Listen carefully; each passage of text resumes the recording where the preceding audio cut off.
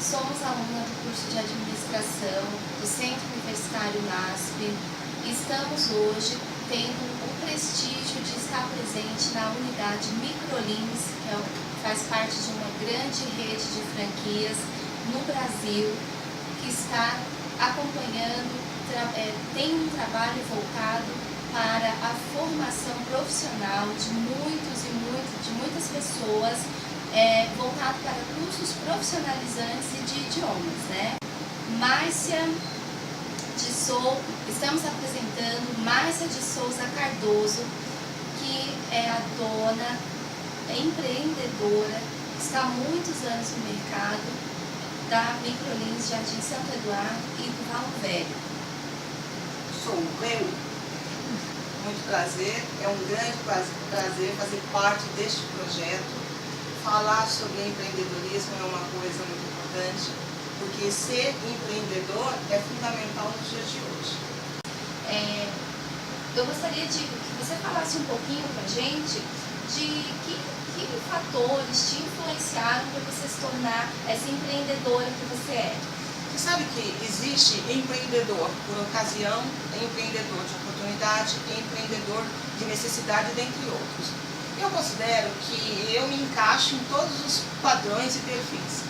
Porque, a princípio, eu nunca pensei em ter o meu próprio negócio.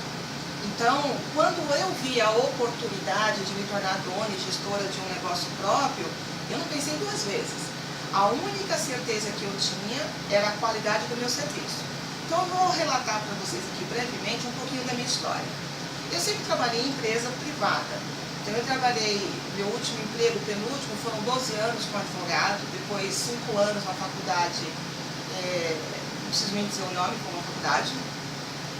Ela não merece que eu faça propaganda dela. Muito pelo contrário, eu fui muito feliz lá e eu nunca tinha sido demitida na minha vida. E quando foi em setembro de 2005, eu fui demitida. E como todo bom brasileiro, eu entrei em depressão. Fiquei em depressão durante 4 meses. E durante esses 4 meses, o que foi que eu aprendi? Eu comprei alguns livros na Saraiva e descobri a respeito da lei da atração, que você é aquilo que você acredita, que você cria a sua realidade.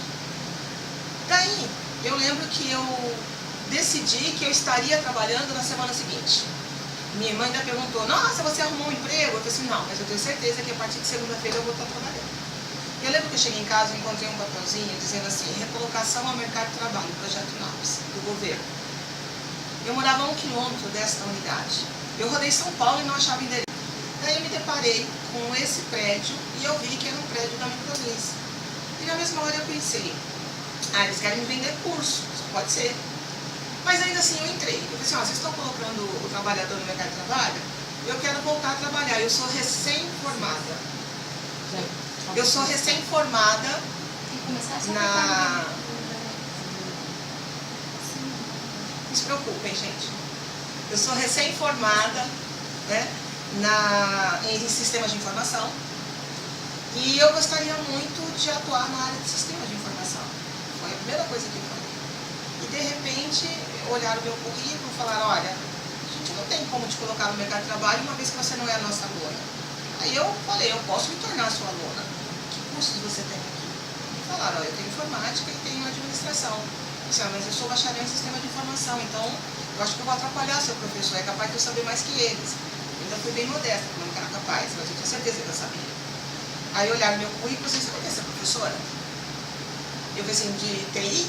Não, de administração. Eu falei assim, administração não. Eu sou bacharel em sistema de informação, mas eu vou para casa. E eu sou muito facinha, né? Se eu me apaixonar, é beleza. Cheguei em casa, abri meus armários, li todos os meus livros de administração, que é a Venato, Peter Druck. Você quer saber de uma coisa? Eu vou meter as caras e vou ser professora de administração. Aí eu fiquei aqui 3 meses. No primeiro mês eu fui professora, no segundo eu fui coordenadora, no terceiro eu já estava acumulando 3 cargos. Eu era professora, coordenadora e palestrante. Aí no 4º mês que eu falei assim, agora eu vou pedir para sair, porque eu quero atuar na área de TI. Foi quando eu descobri que a escola estava numa situação difícil. E eu já sabia que eu era destemida, porque eu sempre tive muita coragem de fazer as coisas e eu nunca tive preguiça. Se Se você pensar que trabalha no sobrenome, ó que lindo, isso é um exemplo. E eu falo isso em todo lugar que eu vou. Aí eu cheguei aqui, eu perguntei para a diretora, que também era uma funcionária contratada, como é que faríamos para comprar essa escola. Ela falou assim, olha, minha tia tem um apartamento em carro, ela vai dar, então eu vou fazer sociedade com ela. Eu falei assim, ó, eu também tenho apartamento em carro. Então vocês acreditam? Eu dei o meu apartamento, eu dei o meu carro para comprar 2 escolas e assumi 196 mil de dívida. Não contei para ninguém, nem para meu marido. Aí quando eu fechei sociedade com essa diretora, assumimos as 2 escolas, eu tinha 38 funcionários e eu tinha prometido ao meu marido que eu daria um filho para ele. E promessa é dívida. Então naquela noite, eu tinha assinado o contrato da franquia, eu dei uma única oportunidade para ele. Eu disse, se você conseguir me engravidar esta noite, você será pai. Pois eu engravidei aos 40 anos. Naquela noite, eu fui abençoada por Deus. Mas ainda assim, vibrei muito. E apesar de ter engravidado muito gorda, eu estava com 98 quilos, eu terminei minha gravidez com 84 quilos. Fiz parto cesáreo e falei que eu voltaria a trabalhar com 14 dias. Conclusão, eu falei que eu voltaria a trabalhar com 15 dias. Com 14 dias eu subi as escadas, coloquei o neném em cima da mesa, num bebê colinho, e eu começava a ler meus e-mails em voz alta e ele achava que eu conversava com ele. Ele ficou dentro da escola durante 2 anos. Agora, se você me perguntar assim, mas tem alguém na sua família que é empreendedor? Gente, eu estava fazendo uma análise esses dias do meu passado. Meu pai é empreendedor e não sabia, minha mãe é empreendedora e não sabia. Meu pai largou também um emprego bacana, que ele trabalhava numa empresa chamada Rolamento Shape. Ele era supervisor de setor, para montar o próprio bar dele. Na época a gente chamava de boteco. Mas é um estabelecimento comercial, hoje é uma pizzaria. Então meu pai também sempre foi muito corajoso. Minha mãe nunca teve medo de ousar, minha mãe foi fazer faculdade com 60 anos. E nós, assim, queremos saber se você precisou, em algum momento, se você chegou a ter algum sócio, se hoje você tem, e o que isso somou ou até mesmo prejudicou nessa sua trajetória. Perfeita essa sua pergunta. Quando é que você precisa de sócio? Quando você não tem o conhecimento ou quando você não tem dinheiro. Na época, quando eu vi a oportunidade de me tornar dona da Microlins, eu tinha apenas a força do trabalho, qualidade da minha aula, que eu descobri que eu era professora aqui. Mas o que eu não tinha? Conhecimento de gestão escolar. Por mais que eu já tivesse trabalhado em faculdade, eu nunca tinha tido esta responsabilidade sobre minhas costas. Eu não sabia o que era trabalhar numa franquia. E olha, sem sombra de dúvida, ser empreendedor num negócio consolidado é meio caminho andado. Porque é uma marca consolidada, quem pensa na estrutura do negócio não sou eu, vem tudo pensadinho. Agora, o que eu observei? Eu precisava de sócio porque eu não conhecia o sistema de franquia. Então, durante 1 ano eu tive sócio. Tão somente. Daí, o que eu fiz? Não me senti capacitada para poder administrar essa escola só com a faculdade bacharel em sistema de informação. E a minha sócia ficou fazendo a administração dela lá, separada de mim. Infelizmente, em 1 ano ela fechou as portas. E eu fiz o contrário. Mesmo eu estava amamentando e eu me inscrevi numa pós-graduação. Aí eu fui fazer pós-graduação em gestão estratégica de negócios. Aí eu emendei com MBA em gestão de negócios. Depois eu fiz extensão universitária da pesquisa científica. Depois eu fiz pós-educação à distância. E agora, recentemente, eu terminei um MBA em gestão de pessoas. O que eu fiz? Eu vi que o conhecimento, ele se recicla. E eu não podia ficar de forma alguma estagnada. E eu sabia que todo empreendedor, nos seus primeiros anos, ele quebra. E ele quebra por quê? Porque ele mistura muito as finanças pessoais, as despesas pessoais com o próprio negócio. Então, por exemplo, hoje eu não tenho sócio, eu tenho um sócio no contrato social, porque é necessário, porque quando eu abri a empresa no Simples. Então, 99% sou eu e 1% é meu filho, para figurar no meu contrato. Mas hoje eu trabalho sozinha. Mas qual foi o momento mais crítico no início do negócio, ou mesmo depois da sua criação? E como foi superado? Bom, pode ter certeza, os 2 primeiros anos você passa fome. É verdade. Primeiro, você quando assume um negócio novo, então eu assumi um negócio novo, deixei de ser funcionária, deixei de ter 13º, deixei de ter benefício, deixei de ter férias para passar a pagar tudo isso. Tinha neném novo. e me senti insegura em relação a gerir o negócio. Momentos difíceis, tivemos muitos. E eu vou falar para você, eu não quebrei porque eu sempre fui muito determinada e sempre busquei inovação. Mas aí o que acontece? Uma dica que eu dou, vai abrir um negócio próprio? Nunca atrase seu aluguel, senão você vai ser despejado. Nunca atrase salário de funcionário, porque se o seu funcionário ficar aborrecido com você, ele vai atender o seu cliente assim, não sei, não vi, não fui eu, é péssimo. Então você mantém o teu aluguel em dia, teus impostos em ordem e teu funcionário em ordem. Aí você consegue prosperar. Agora, todo mundo passa por dificuldade, qualquer brasileiro, é fato. Mas a gente... Pergunta, você abriria a mão? Não.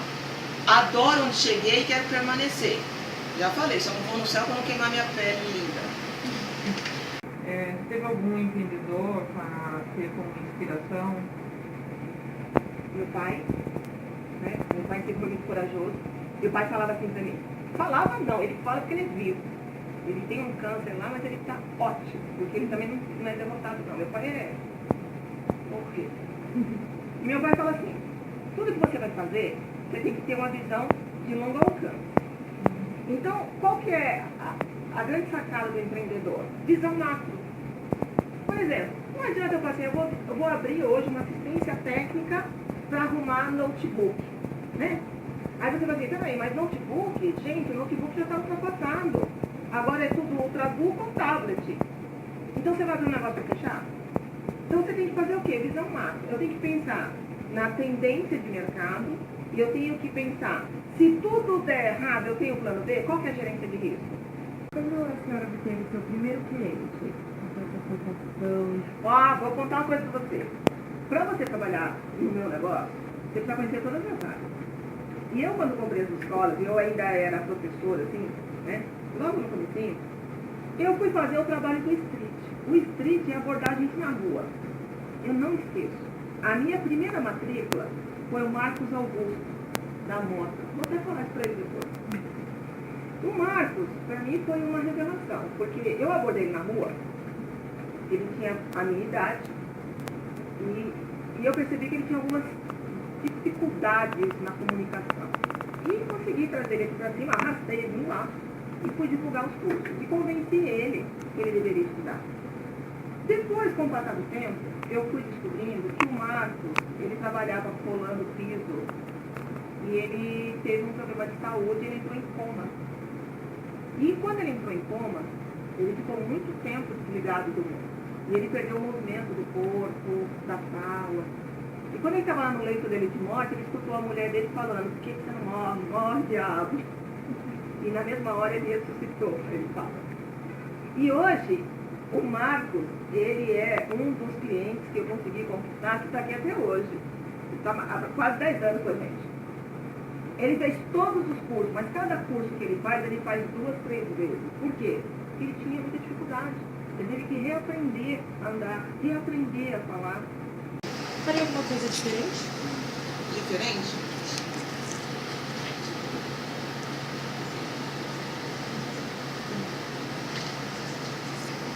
Que pergunta difícil. Você faria alguma coisa diferente?